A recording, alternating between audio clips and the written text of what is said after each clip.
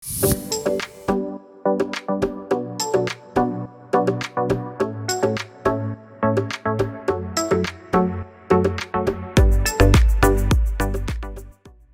there is power outage, meron tayong isang natatakutan.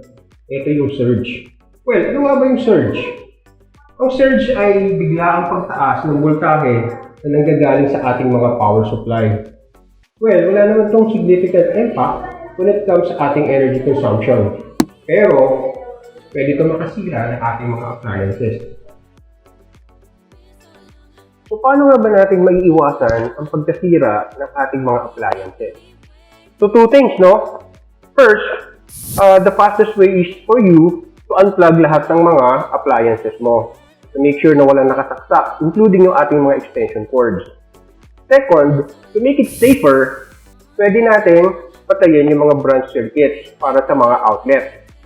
And then, we can leave one branch circuit for lighting, turn it on, kasi ito yung magsuserve na notification sa atin para malaman natin kung nag-resume na ba yung power.